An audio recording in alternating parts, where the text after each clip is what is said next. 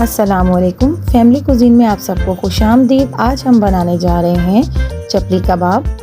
तो वीडियो को पूरा ज़रूर देखिएगा ताकि आपकी रेसिपी भी परफेक्ट बने। तो चलिए रेसिपी की तरफ चलते हैं। तो यहाँ हम 1 किलो बीफ का कीमा ले रहे हैं जो कि नॉर्मली हम लेते हैं।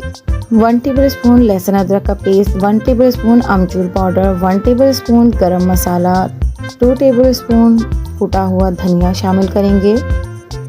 1.5 टेबलस्पून हम इसमें कुटी हुई मिर्चें शामिल करेंगे।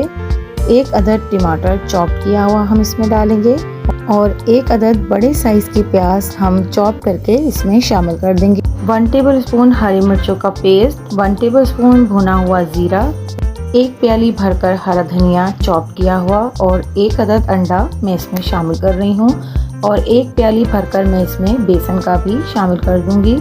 मिक्स करने के बाद मुझे अंडा कम लग रहा था तो मैंने 1 अंडा और इसमें शामिल किया था। यहाँ मैं हस्बे ज़ायक़ा नमक शामिल कर रही हूँ और 2 टेबलस्पून हम इसमें देसी घी का डाल रहे हैं। आप नॉर्मली कोई सा भी घी या ऑयल इस्तेमाल कर सकते हैं, आप बटर भी इसमें डाल सकते हैं। तमाम मसालों को अच्छी तरह से मिक्स करेंगे और इसकी हम टिक्कियाँ बना लेंगे। तो देखिए यहाँ मैं हाथों की मदद से इसकी पतली पतली सी टिक्कियाँ बना लूँगी।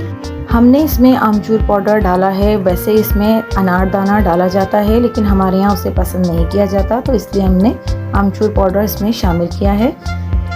तो ये हमारी तमाम टिक्कियाँ तैयार हो चुकी हैं। तो जब तक हम इसे फ्राई करते हैं, अगर आपने मेरे चैनल को सब्सक्राइब नहीं किया है तो इसे सब्सक्राइब कर लीजिए। पास में लगे बेल आइकन को भी ज़रूर दबा दीजिए, उससे मेरी वीडियोस की नोटिफिकेशंस आपको सबसे पहले फ्री में देखने मिलेंगे। अब हम पैन में 2 टेबलस्पून ऑयल का डालकर उसे गर्म कर लेंगे और जब ऑयल गर्म हो जाएगा तो हम एक एक करके अपने चपली कबाब की टिक्कियाँ इसमें रखते जाएंगे और हाथ की मदद से थोड़ा सा हम इसे प्रेस करके फैला लेंगे क्योंकि ये फ्राई करते वक्त सिकुड़ जाता है। हम इन्हें बहुत ज़्यादा तेज़ आंच पर फ्राई नहीं करेंगे क्योंकि कच्चा कीमा है तो ये कच्चे रह जाएंगे। बहुत ही स्लो आंच पर हम इसे आहिस्ता आहिस्ता से फ्राई करते जाएंगे।